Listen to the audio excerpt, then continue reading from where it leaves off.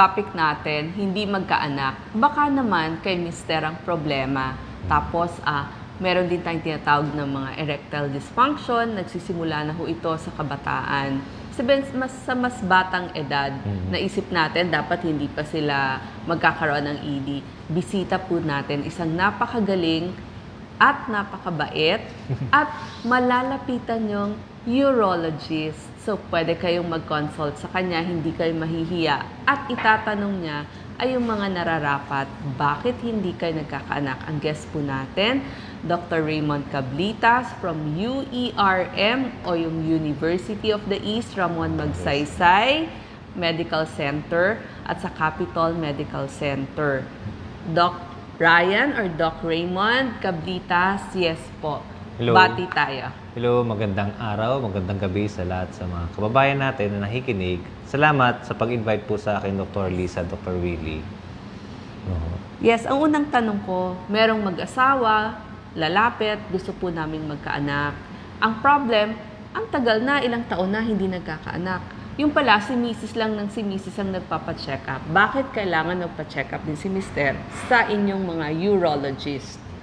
So, kapag ganyan, common kasi sa atin, laging ang babae pinapatingin. Assuming na laging lahat ng problema ay sa babae.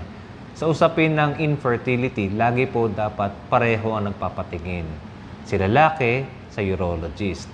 Kaya kapag ganyan, ang inisyal na tinitignan ng isang urologist, nagpi-physical examination, bago niyan, mag-history taking. Maraming tanong ang doktor.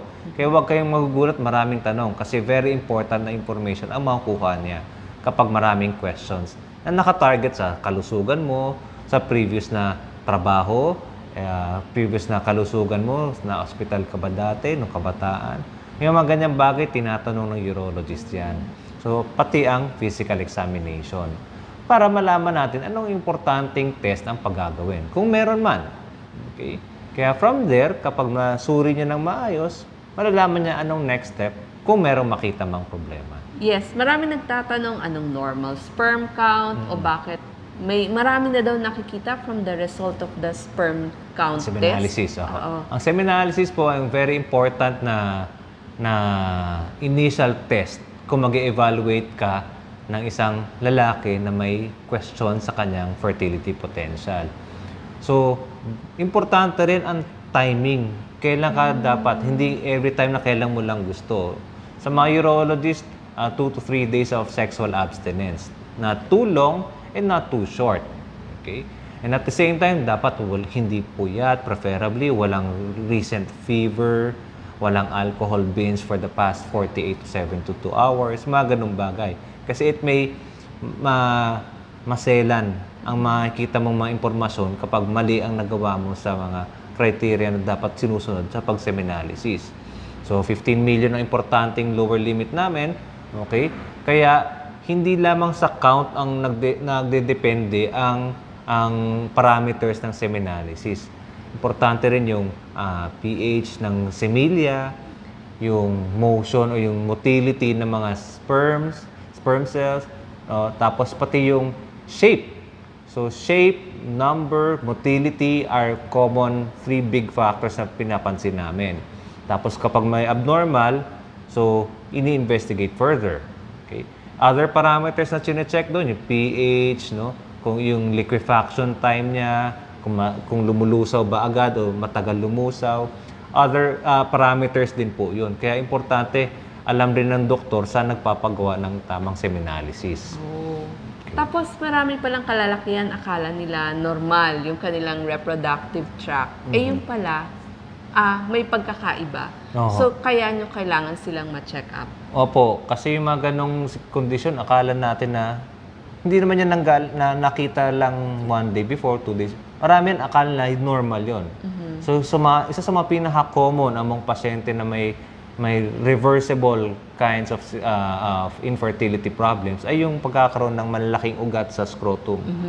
Okay? Ang scrotal varices. Magkakaanak pa ba sila? Varicocele. Yes po. Kasi hindi porkit may varicocele, ang varicocele po ay parang may malaking ugat sa may scrotum or sa bayag.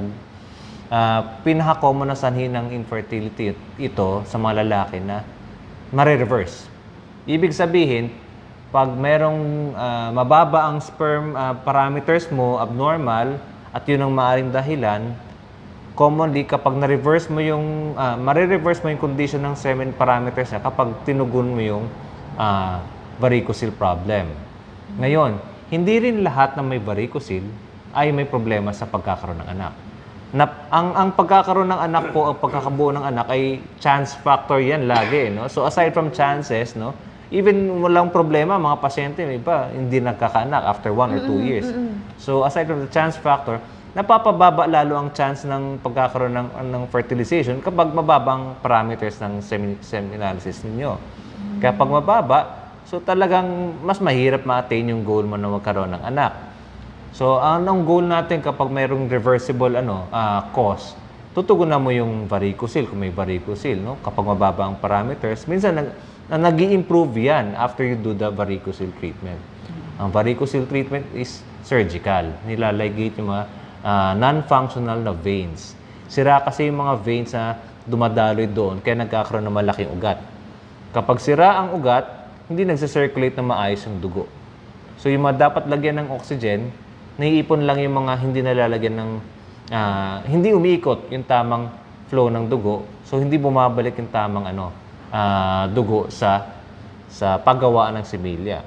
Yung mga used blood, umiinit, nasisira yung paggawaan ng similya dun sa testicular testicular tissue.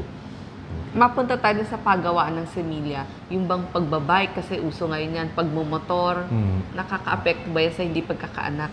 Actually po, yung mga ganyan ay hindi sila directly magsasanhi ng mga infertility problems. Pagbabike kasi pwede for leisure, nag-improves health, okay. Pero kasi ang gusto ng paggawaan ng similya, ang sperm production, kaya nandyan sa labas, dati bago tayo panganak, nasa loob yan Umababa yan habang lumalabas tayo.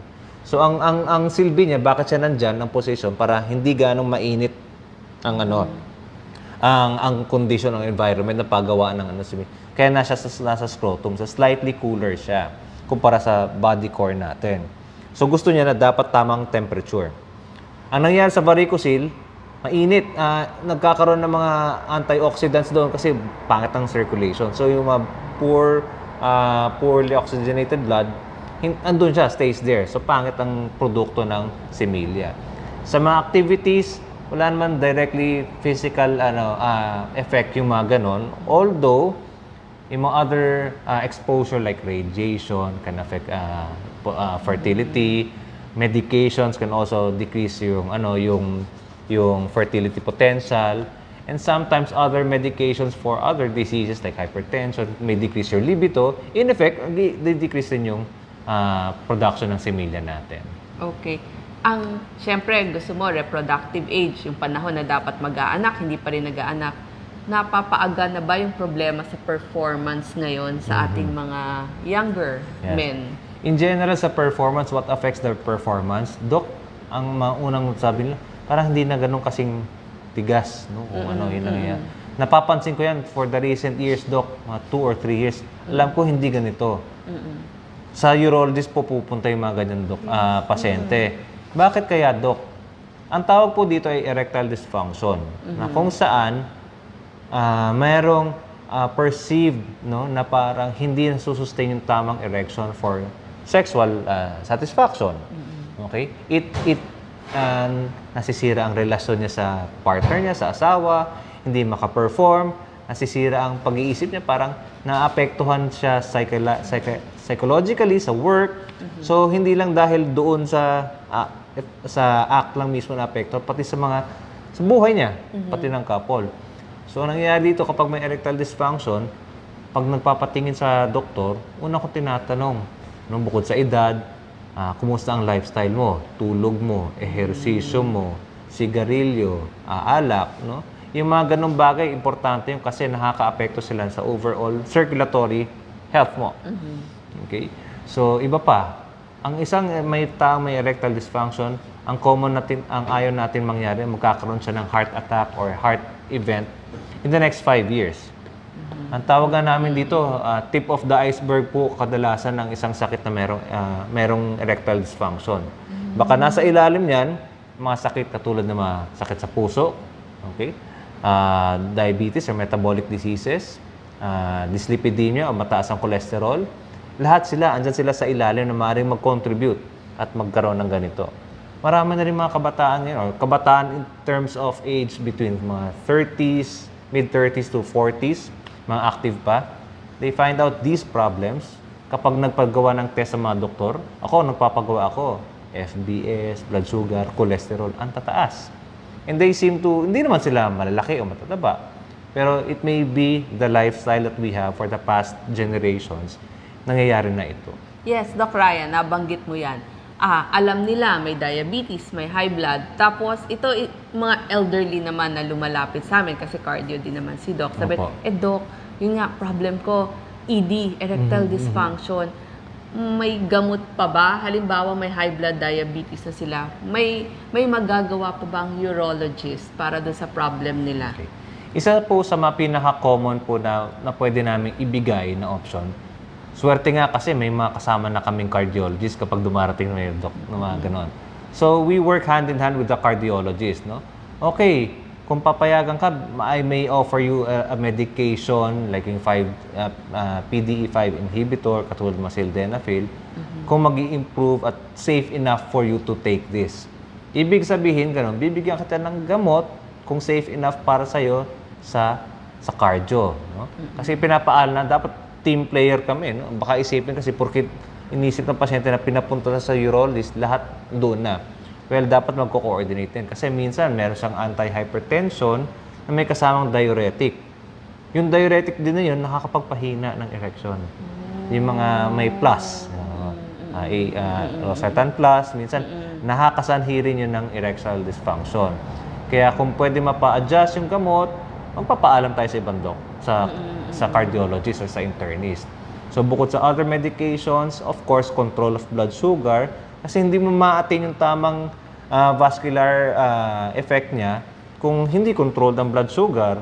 No? So, bukod sa vascular effect, pati yung sensation ng affected organ, apektado rin. So, hindi lang, it's a multi-specialty approach kasi, yun nga, tulad ng sasabi ko, tip of the iceberg, marami ibang medical conditions ang nagtatago dyan. Home remedy para Okay. So, meron ba silang mga pwedeng Ginagawa. gawin, kainin, para mas magkaanak itong ating mga Lalaki. tatay? Okay. So, essentially, the general health Ang tanong advice. ko pala, Opo.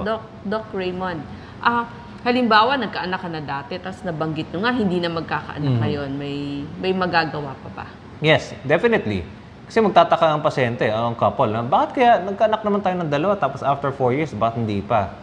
So, ang first step is actually to know the fertility potential, status ng dalawa, hindi lang ng lalaki. So, ang OB, pabalik sa kanyang doktor, sa OB doctor niya, sa OB patient. So, yung lalaki, babalik ulit sa urologist. Ano ba ang problema? Kasi, para malaman natin, may nagbago na sa katawan ng mga tao after 5 years or even longer. She may have other diseases like diabetes or hypertension. Maraming ganon. At the same time, re-evaluate. Back to square one tayo. Magse-semi-analysis ulit, oho. Ipipi ulit kung kinakailan, oho. Okay?